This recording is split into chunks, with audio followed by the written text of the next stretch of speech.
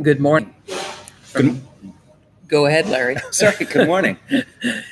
We are at Julia's Cafe and Books, adjacent to the Restore in South Charlotte. The topic of today's broadcast is Julian Assange. There are rallies for him around the world right now, and we have organized a small meetup, and we're webcasting on two channels. This is my personal live channel that you are watching here, but also the Libertarian Party of Mecklenburg County on Facebook, which you can see. So I'm very happy to have Larry Gatewood here, who is going to be doing some readings from some letters, some very important historical letters uh, in uh, in in support of what's going on.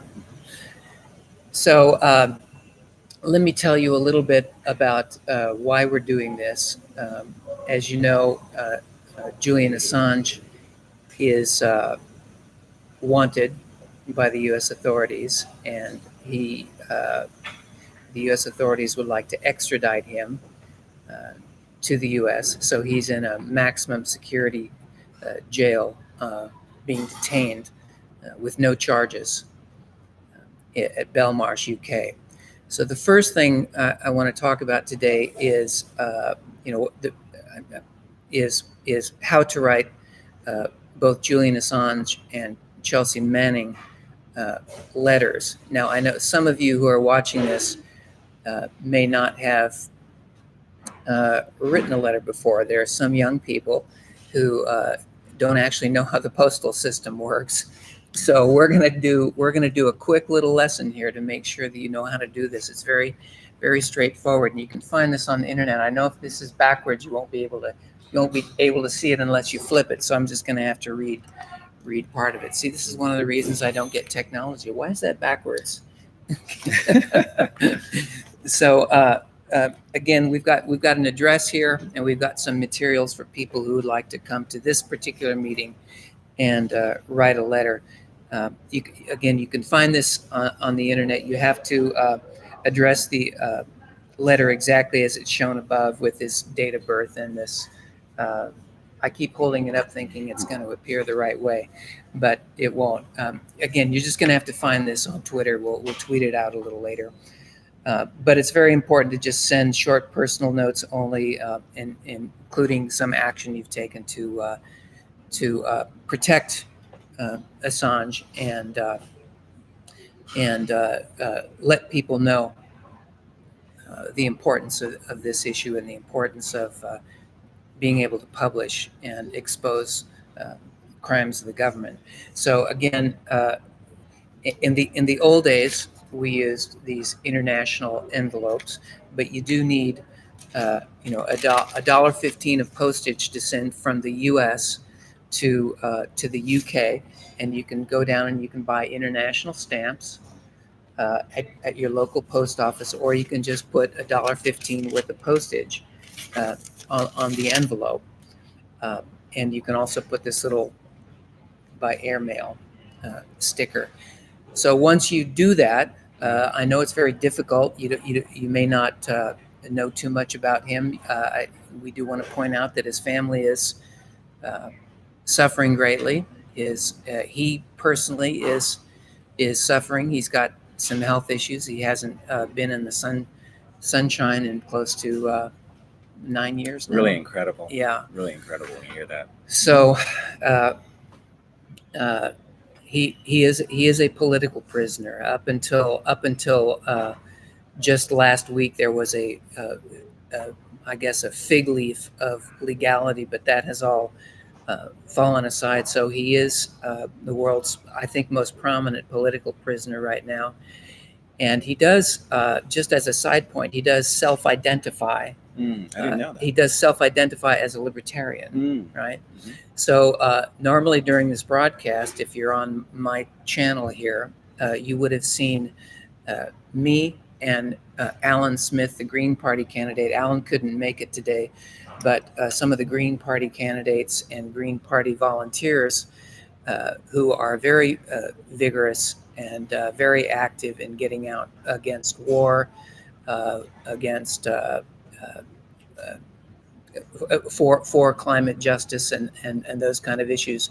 They are clearly part of this coalition to support Assange and the injustices committed against him.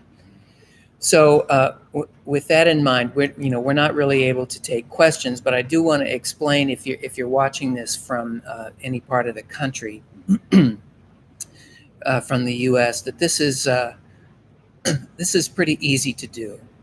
This is pretty easy to do. You can organize with a couple of friends.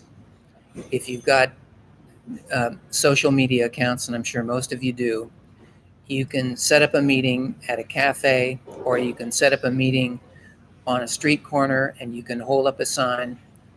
Up until very recently, I wasn't a grab a sign and go stand on a street corner until I started being fonder of the Green Party and their anti-war message, and that's when I started participating in their anti-war in support of hands off of Venezuela, basically. It's a very public stance, and I think anytime you have a sign with you, you're stepping into that public sphere. And for a lot of people, it's an uncomfortable space, especially. But this is a way to sort of mitigate that feeling. And letter writing is something that, though not anonymous, has a real impact beyond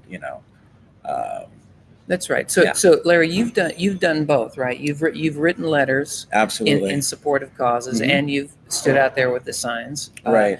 And I think one of the things I discovered about going out Mhm. and holding up signs is there is some camaraderie, There is. and you do feel better. You do. It's a very emotional sort of response to the political process. Yeah. Yeah.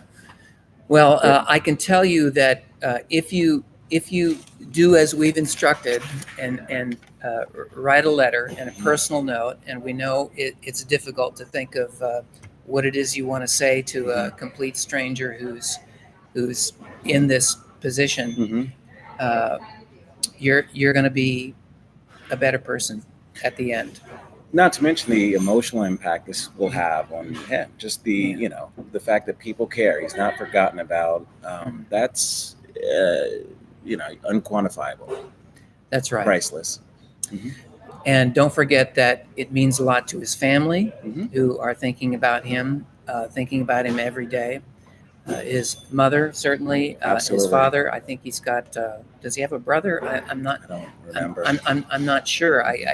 Again, I'm not an expert in what's going on around the world. I know that there are people who've been following this for a long time, and I have been following it for a long time. I just haven't been active in the issues that concern him. Right. So right now, I think what we'd like to do is do a reading of. We've got a couple of letters, and Larry, tell us about why you selected what you selected. So the first letter that I'm going to discuss is a letter from an FBI agent to Martin Luther King Jr. And the letter is almost insidious in its tone, because it really tries to shame Dr. King, I should say, away from his political and personal moral views. And you'll see in the letter, the tone shifts in these weird ways. But at the same time, this is an individual who has the authority and backing of a major U.S. department coming after this prisoner. So just as a point of background, what year did this come out? If I'm not mistaken, this came out in 1964. Okay, but it wasn't fully revealed to the American public until recently. Until right? I think the late 90s, and I think a redacted copy had been around for many years, but then an unredacted copy was was published, I believe, in the New York Times. I believe when Coretta Scott King passed away, they found the letter, the original, actually in some of her files, and Okay. it was really eye-opening. And we do know just a little bit of history about the FBI. They got dirt on everybody. That was their modus operandi. They wanted to get something on everybody. They compromised politicians, judges, candidates, movements.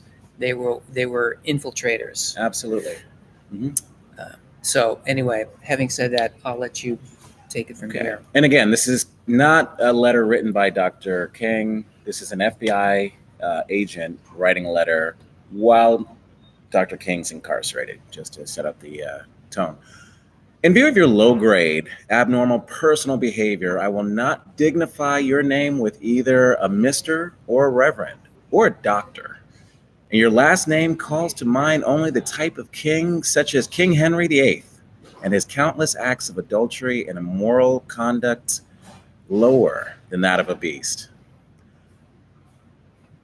King, look into your heart. You know you are a complete fraud and a great liability to all of us Negroes. White people in this country have enough frauds of their own, but I'm sure they don't have one at this time that is anywhere near your equal. You're no clergyman and you know it. I repeat, you are a colossal fraud and an evil, vicious one at that. You could not believe in God and act as you do. Clearly, you don't believe in any personal moral principles. King, like all frauds, your end is approaching. You could have been one of our greatest leaders. You, even at an early age, have turned out not to be a leader, but a dissolute, abnormal, immoral imbecile. It's really incredible. I mean, just wow. To take a step back from what's being said, and the intentionality, is couched in this moral language about you have these personal issues that discredit you as a leader. That's right. They wanted it. The shaming, essentially. Yeah. And the shaming, in the context of, since you're incarcerated, you already know we have the power to do this. Right. We also have the power to expose you as a fraud. Right. So, yeah. Well, some of that shaming is clearly going on in the worldwide smear campaign against Assange. Just as we were setting up this morning, right, we ran into somebody who's a regular at the cafe, and we asked if he wanted to join us, and he said that Assange should go back and face the Swedish charges, the Swedish accusations, even though there's no charges outstanding, and we know that those have been very trumped up charges, and they are not an issue anymore. So, was that process of discrediting his figure? That's right. So it's very difficult to stay on track here and understand what it is that they want to do. They do want to discredit him. They do want to make sure that people think that somehow he really deserves the punishment that he's getting, because somehow he put our vanity, our soldiers, our lives, our strategy, our economy, our secrets, that he put all of that stuff at risk, when in fact he should be viewed as the publisher, absolutely, and the truth teller that he is. I just don't think there's any evidence that he's anything but a truth teller and a publisher. I've been tracking him for a long time. I was listening to his Twitter feed. He was, Ron Paul, of course, interviewed him on his show. Julian Assange talked a lot about the interesting things that were going on in politics at the time, and so his voice was a very important one. So we got a question from our audience. Well, we want to talk a little bit about what he did that was so important in the early days, and why his case is related to that of Chelsea Manning, formerly Bradley Manning. Bradley Manning released the war logs Right. in Iraq and Afghanistan, but also released a video which Mhm. you can search for on, I think it's on YouTube, but it Right. might just have its own web domain called, excuse me, called Collateral Murder. Mm. And also, you can go to the WikiLeaks page, and Okay. you can see, and you can search. You can search for all of the things that they expose. So again, because we're not experts and we haven't, we're not studying the web page to tell you about all the important things. There are important outlets such as consortiumnews.com or Consortium News, however you pronounce it, now edited by the very capable Joe Lauria. You can also read Caitlin Johnston from Australia, who's writing on this. So there are journalists who are covering this sort of thing in great detail, covering both the smear campaign that we talked about, but also going over many of the contributions that they've made to the contributions to government transparency around the world. And you can find all of that, and you can also find that on the Intercept. Okay. Some of Greenwald's writings over the years, and you can also find that in. I think some of it's covered in Snowden's recent book, but I'm not sure how much of it because I haven't read it all the way through yet. So again, Chelsea Manning's situation is she's jailed for not appearing before the grand jury. And the reason I don't want to talk about this in too much detail is I'm not an attorney. I don't understand the legal process that well. But I do understand that she's getting fined $1,000 a day, and it's something up north of, it's certainly north of 50,000 by now, probably closer to 100,000, because she refuses to testify before the grand jury to offer additional evidence that she might not have offered in the past. And I have her letter to the grand jury, at least the very last paragraph, where she sort of summarizes her wish not to appear before a grand jury. And great. Just give me a quick second. I can pull that up. So again, if you're just tuning in, this is the Support Assange rally. It's really a meetup sponsored by the Greater Charlotte Libertarians. My name's Jeff Scott, and this is Larry Gatewood. And he's going to read a little bit from Chelsea Manning's note, from her letter to the grand jury. To the grand jury. Yes. And in the first part of the letter, she talks about her rationale, some of the reasons that she disagrees with the system that she's been incarcerated by. And this is the conclusion. The foregoing is intended to give you a better and more nuanced understanding of my conscientious objection to the grand jury. I understand the idea that as a civil contemner, I didn't even know that was a word, contemner, I hold the key to my cell, that I can free myself by talking to the grand jury. While I may hold the key to my cell, it is held in the beating heart of all I believe. To retrieve that key and do what you are asking of me, Your Honor, I would have to cut the key out, which would mean killing everything that I hold dear and the beliefs that have defined my path. So you really get a sense of the intensity of her conviction with regards to this matter, and the possibility of freedom being held out there as a carrot. And not to put too fine a point on it, but she's already done easily six years of her life. Absolutely. And her sentence was, she wasn't pardoned. Her sentence was commuted by Obama. Right.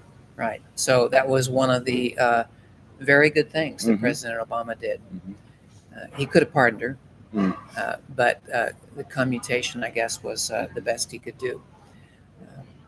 So we don't have a lot else to say today. We're going to have a First Amendment attorney, Crystal Robinson, come and talk about the importance of free speech in the First Amendment, because that would be, of course, a vital conversation. But I just want to leave you with two things. One is you can write a letter. You can participate in this global movement to free a political prisoner by showing a little bit of support. And it doesn't cost that much. It just takes a little bit of looking inside and figuring out whether you've got the um, capability and momentary courage to do something like this. The other thing, if you'd like to take the next step, is to try to organize something in your own neighborhood, within your own community, and just sponsor some kind of rally of some kind. It can be a small meetup. It can be a big rally. We want to air these issues. Everybody needs to know that there are political prisoners in the world. There's one guy in particular who's exposed some of the dirtiest secrets of governments around the world, and it's very, very important to support him in this hour, and his family and the people who have benefited greatly from his shining sunlight into some of the darkest corners of our empire. So, Larry, do you have anything No, I think you'd like to add to that? I think it's just important that we keep these people in mind in terms of our intention, action, and deliberation. And that's all I have to say for the most part. Well, thank you so much. We hope to do this again. We hope he's free. We hope we never have to do this again. Absolutely. But we're going to keep doing this. I don't know how regular we can be, but we're going to be watching what's going on around the world. We're going to be following it on social media, and we'll be sharing it with people. Just one other thing. A movie came out last week called Official Secrets. If it's still in theaters, you might want to see it. It's about the great whistleblower Catherine Gunn, who exposed what the United States was doing to help lie us into war with Iraq. And at the end of November, second week of November, the movie The Report will be out, which is a movie about the investigation of torture in the Senate. So the lead character, played by Adam Driver, is a Senate staffer who looked into the torture issue. And North Carolina happens to be one of the epicenters for torture and rendition in the United States. We have an airport here, and all of the activity there was covered by the North Carolina Commission on Torture, NCCIT. And they're doing a special showing of this movie in early November in Raleigh, which I'm going to try to attend. It's a 2.5-hour drive from Charlotte to Raleigh, but some of my friends will be there, and it'll be available on, I believe, on Amazon Prime by the end of the month. So 2 movies, Official Secrets and The Report, to help you get motivated to do the right thing. Thanks very much for watching. Thank you.